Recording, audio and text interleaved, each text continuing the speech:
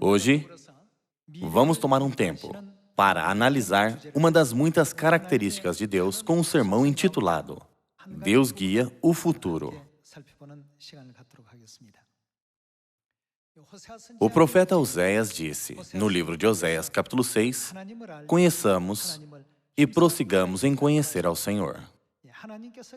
Entre as muitas habilidades que Deus possui, vamos ver a sua habilidade de ver o futuro e vamos aprender sobre como Ele nos guia e nos mostra quais direções devemos seguir para que tudo vá bem conosco no final.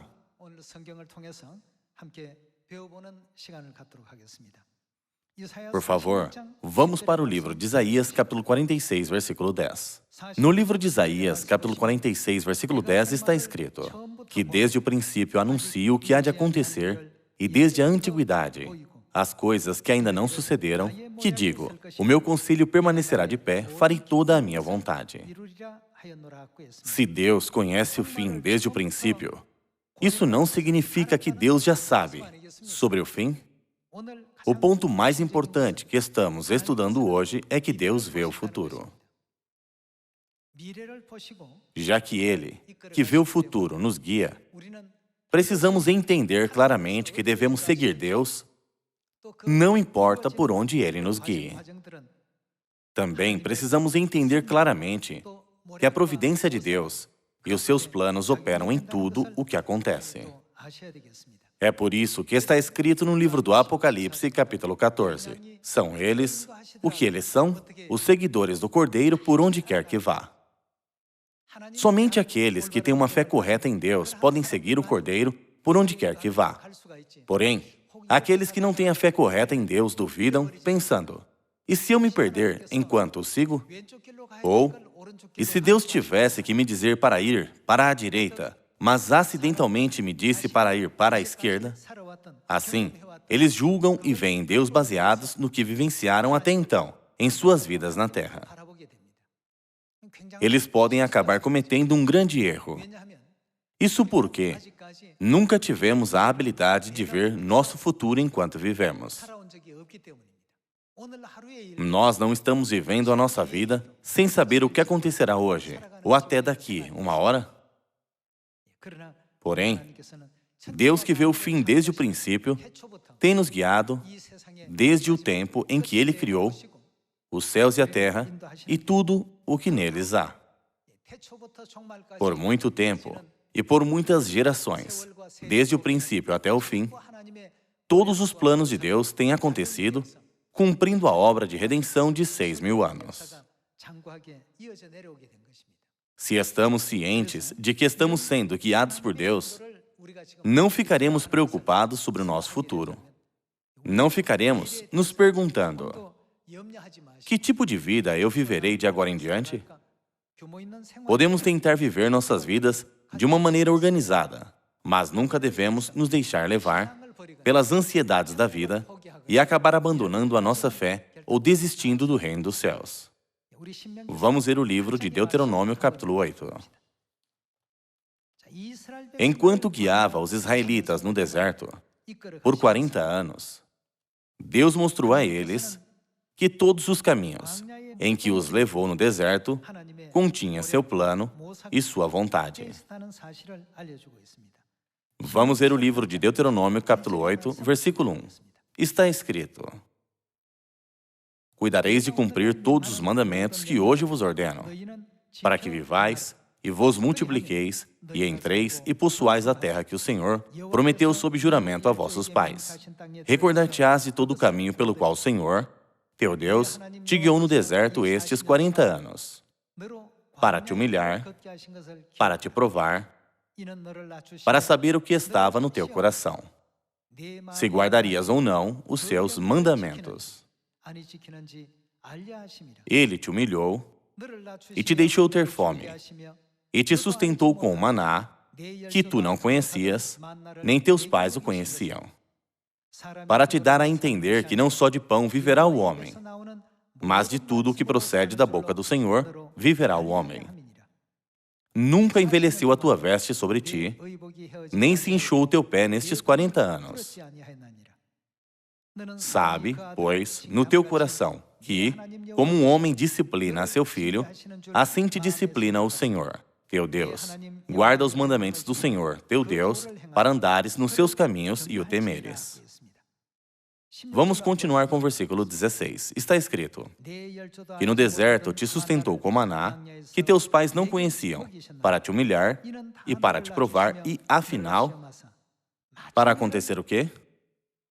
Te fazer bem.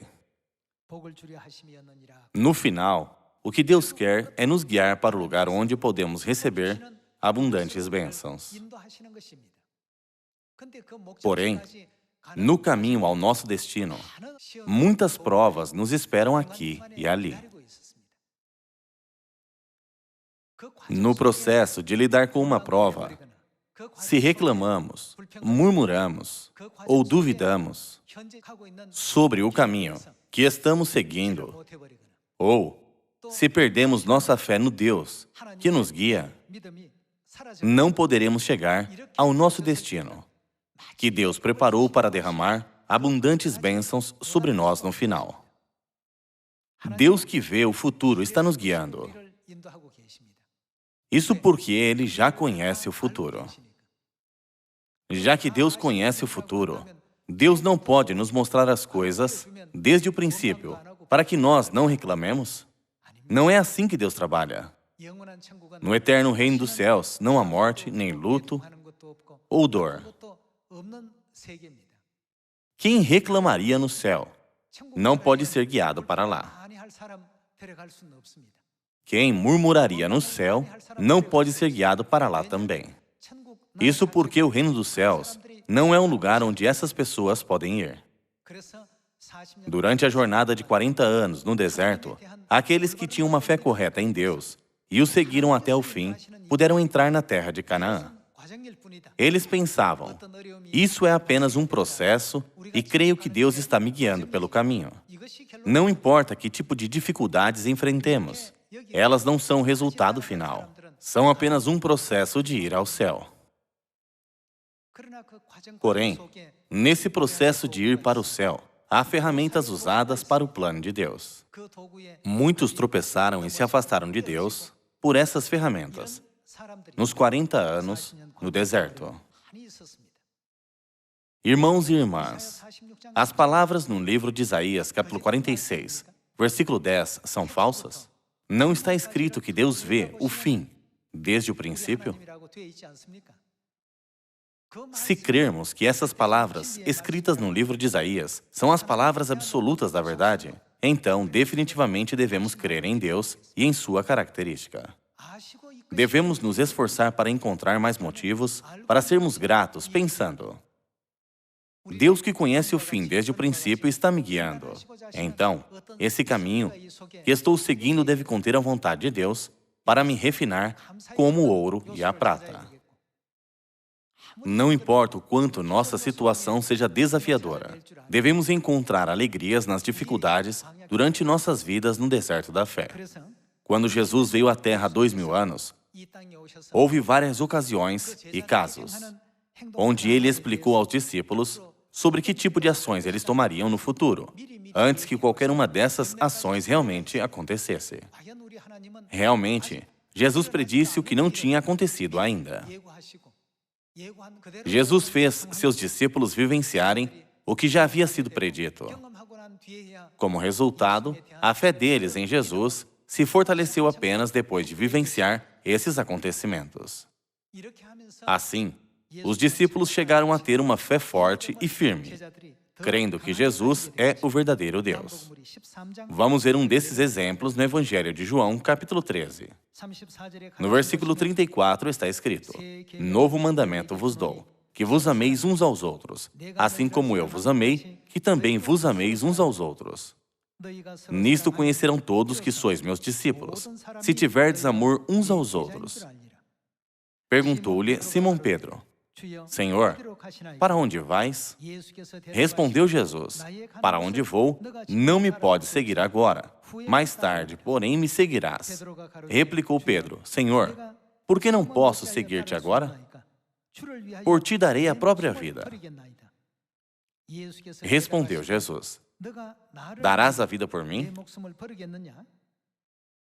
Em verdade te digo, que jamais cantará o galo antes que me negues 3 vezes. Assim Jesus predisse que Pedro o negaria 3 vezes antes que o galo cantasse, embora Pedro ainda não tivesse negado Jesus. Pedro disse: Eu te seguirei, Senhor, mesmo ao ponto da morte. Eu irei até para a prisão. Eu farei tudo pelo Senhor. Ele expressou essa firme e forte determinação e fé em Jesus. Porém, Jesus disse: Hoje você me negará 3 vezes antes que o galo cante.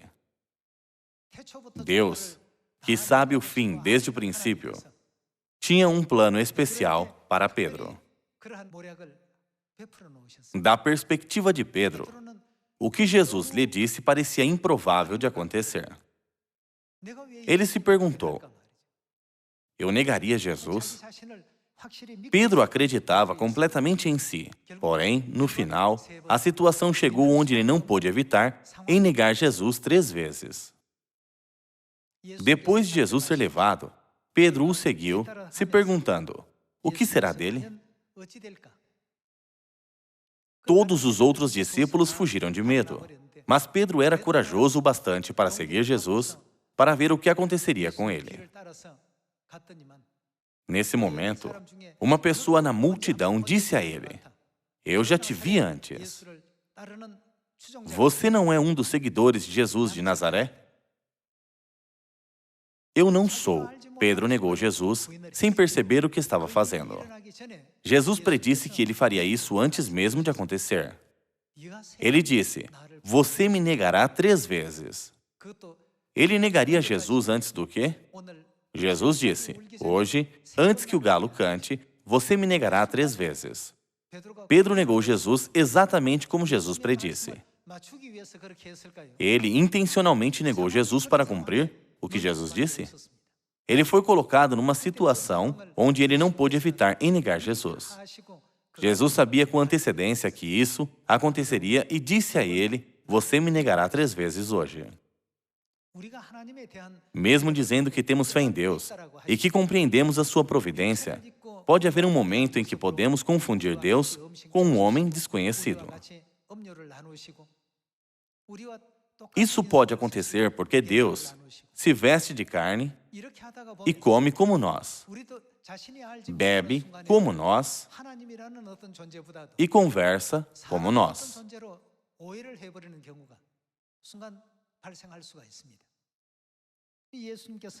Mesmo na situação onde Jesus foi levado pelos soldados do sumo sacerdote, Pedro foi corajoso e seguiu Jesus silenciosamente para ver o que aconteceria com ele. Antes de Jesus ser preso, Pedro disse: eu nunca te negarei, mesmo que eu seja preso e mesmo que eu enfrente a morte. Porém, Jesus respondeu a Pedro: você me negará 3 vezes antes que o galo cante. Sem dúvidas, assim como Jesus predisse, ele o negou 3 vezes.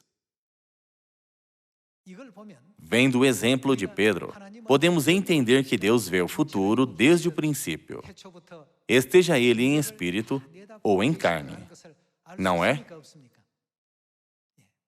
O plano e a providência de Deus estão ocultos no exemplo de Pedro. Pedro tinha uma grande fé. Ele era o maior discípulo que foi chamado por Jesus desde o princípio. Ele sempre mostrou para Jesus a sua firme fé que os outros discípulos não podiam imitar. A sua fé era a melhor entre os discípulos. Jesus sabia que Pedro poderia se tornar extremamente arrogante enquanto administrava a igreja depois de sua ascensão. Por isso, ele criou um espinho para Pedro. A cada manhã, quando o galo cantava, Pedro se lembrava do fato de que ele tinha negado o Senhor. Lembrando disso, ele pôde se livrar de sua mente arrogante e de seu orgulho todos os dias, pela manhã, quando o galo cantava. O plano e a providência de Deus estavam nessa situação que aconteceu com Pedro. O que eu quero que vocês prestem atenção hoje é que Deus sempre vê o futuro, não importa em que forma ele esteja, seja em espírito ou em carne. Alguns podem perguntar, por que Deus não preencheu os 66 livros da Bíblia apenas com profecias sobre o futuro? Mas registrou também as situações e fatores que não entendemos ou seu confronto com os sacerdotes e fariseus daquela época. Essa é a providência de Deus, que apenas os que creem corretamente nele podem entender. Aqueles que creem absolutamente na providência de Deus diriam, nós os devoraremos. Como Josué e Caleb, não se importando quanto as condições dos inimigos parecessem favoráveis. Vocês acham que Josué disse isso porque seus inimigos pareciam oponentes fáceis? É claro que não. Já que o Deus que vê o fim desde o princípio prometeu aos israelitas, eu lhes daria a terra de Canaã, eles creram absolutamente nisso. Pedro, que foi descrito na cena começando no Evangelho de João, capítulo 13, versículo 36, nunca imaginou, nem mesmo um pouco, que ele negaria Jesus. Porém, Jesus disse para Pedro, você me negará 3 vezes. Com isso, Pedro ficou surpreso. Pedro exclamou, mesmo que eu morra, eu nunca te negarei, Senhor. Eu nunca farei isso. Como eu posso fazer essa coisa vergonhosa com o Senhor? No entanto, ele negou Jesus 3 vezes no final. Houve uma cena onde ele foi para fora e chorou amargamente. Vamos ver isso no Evangelho de Mateus, capítulo 26. Capítulo 26, versículo 31. Então, Jesus lhes disse, esta noite, todos vós vos escandalizareis comigo. Jesus disse isso com antecedência, embora ainda não tivesse acontecido. Todos vós vos escandalizareis comigo, porque está escrito, ferirei o pastor e as ovelhas do rebanho ficarão dispersas. Mas, depois da minha ressurreição, irei adiante de vós para a Galileia.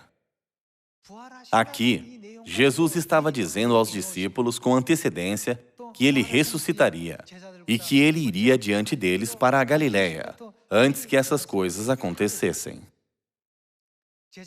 Os discípulos não podiam entender o que ele quis dizer, e eles não podiam ver o que aconteceria mais tarde no futuro.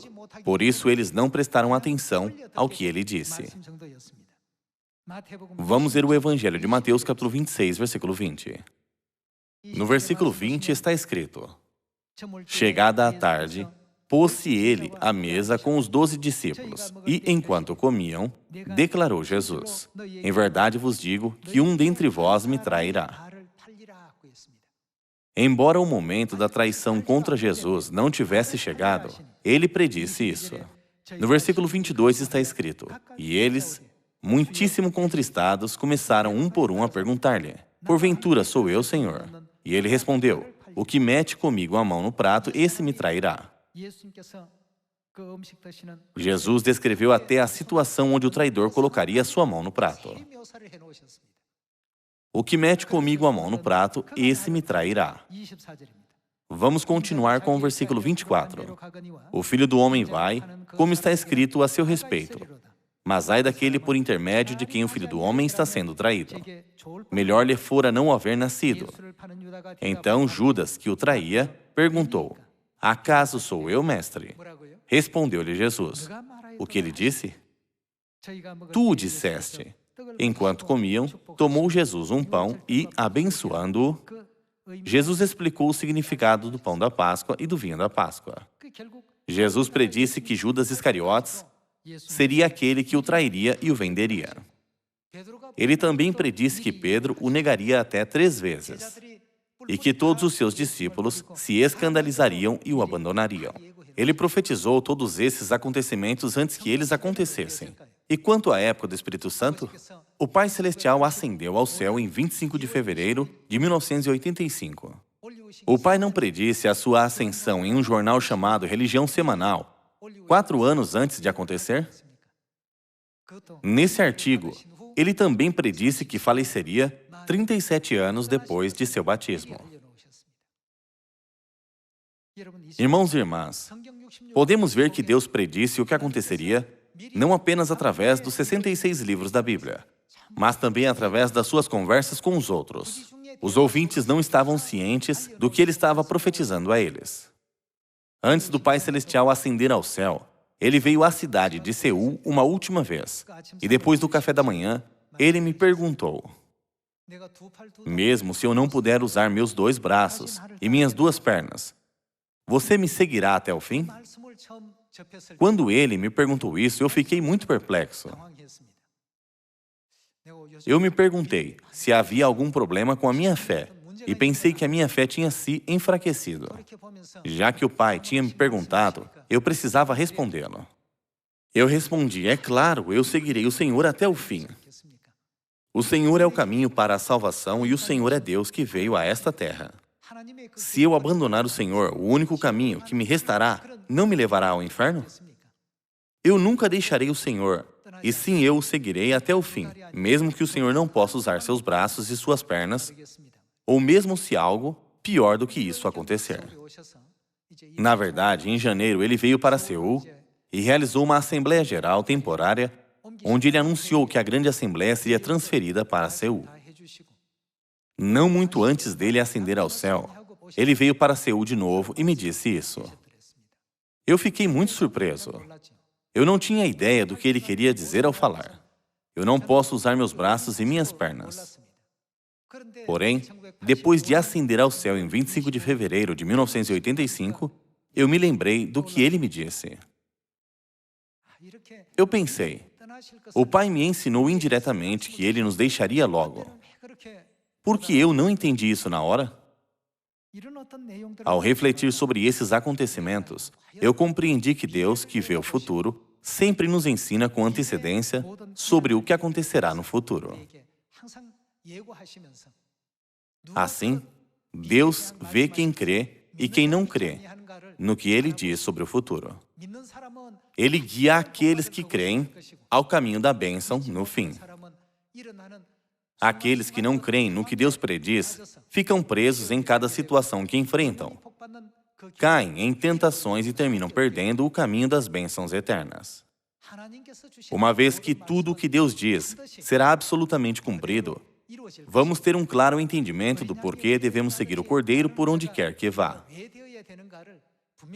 Devemos segui-lo com uma fé firme, por onde quer que ele vá.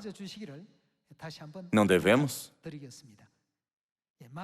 Deus não disse no Evangelho de Mateus capítulo 4, não só de pão viverá o homem, mas de toda palavra que procede da boca de Deus. No Evangelho de Lucas capítulo 6, Jesus também disse, por que me chamais Senhor, Senhor, e não fazeis o que vos mando?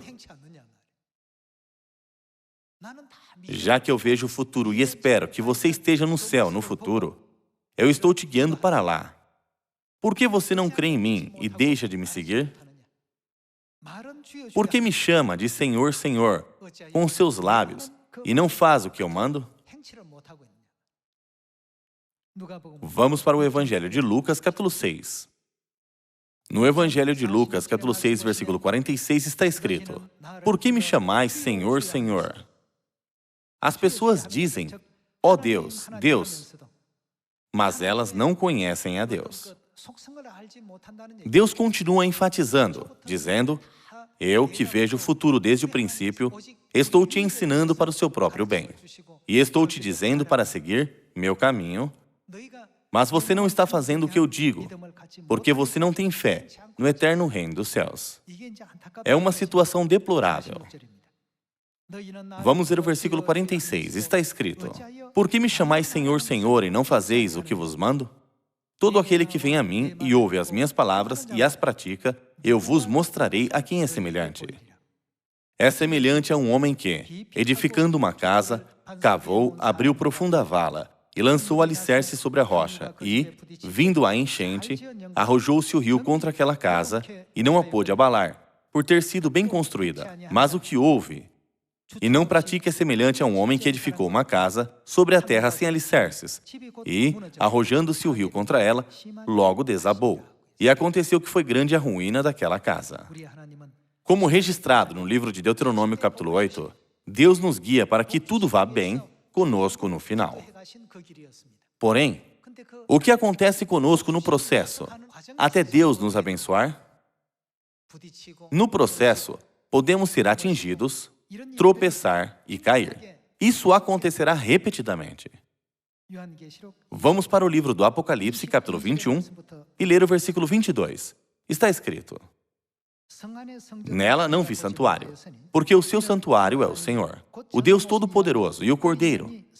A cidade não precisa nem do sol, nem da lua, para lhe darem claridade, pois a glória de Deus a iluminou, e o Cordeiro é a sua lâmpada. As nações andarão mediante a sua luz, e os reis da terra lhe trazem a sua glória. As suas portas nunca jamais se fecharão de dia, porque nela não haverá noite, e lhe trarão a glória e a honra das nações. Nela nunca jamais penetrará coisa alguma contaminada, nem o que pratica abominação e mentira, mas somente os inscritos no livro da vida do Cordeiro. Para sermos qualificados a entrar na cidade santa, Jerusalém, Deus nos ensinou a nova aliança, o sábado e a Páscoa. Ele também nos ensinou o nome do Pai, o nome do Filho e o nome do Espírito Santo.